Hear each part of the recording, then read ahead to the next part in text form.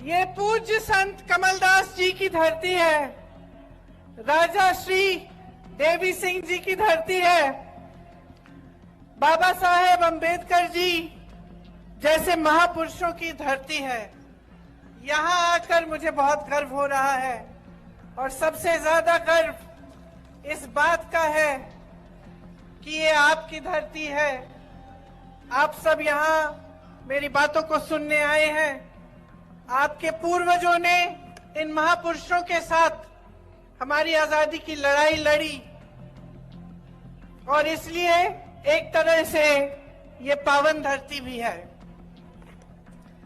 आपने मुझसे पहले जो चर्चा की इंदिरा जी की, आप सब जानते हैं कि मैं इंदिरा जी की पोती हूं। इसमें ताली बजाने की क्या?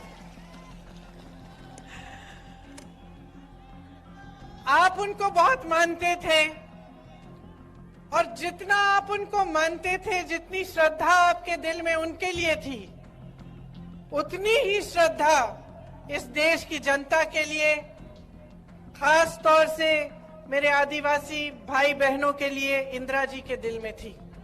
तो आज उनके गुजर जाने के 30 साल से ज्यादा गुजर गए हैं, लेकिन आप फिर भी उन्हें याद इसलिए करते हैं क्योंकि आप जानते हैं कि उनके दिल में आपके प्रति जो श्रद्धा थी वो एक गहरी और असली श्रद्धा थी। वो एक राजनीतिक रिश्ता नहीं था, एक भावनाओं का रिश्ता था, एक समझ और श्रद्धा का रिश्ता था। वो समझती थी कि आपकी संस्कृति क्या है। वो समझती थी कि आपकी संस्कृति पूरी दुनिया और मानवता की एक मूल संस्कृति है।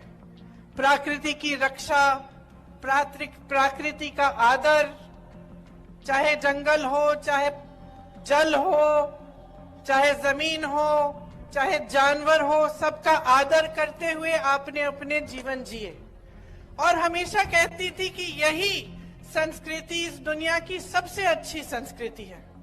तो उन्होंने कभी आपकी संस्कृति को बदलने की कोशिश नहीं की, उस पे कुछ थोपने की कोशिश नहीं की, हमेशा उसका आदर किया और उसी की तहत आपके लिए उन्होंने नीतियां बनाई।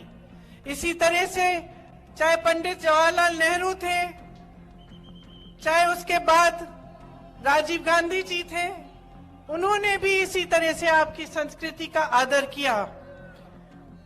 आपके लिए जो नीतियां लाए उनसे आपकी भलाई हुई, आप आगे भी बढ़ पाए और साथ साथ जो आपकी परंपराएं थी, जो आपकी संस्कृति थी, उसको आप बचा भी पाए।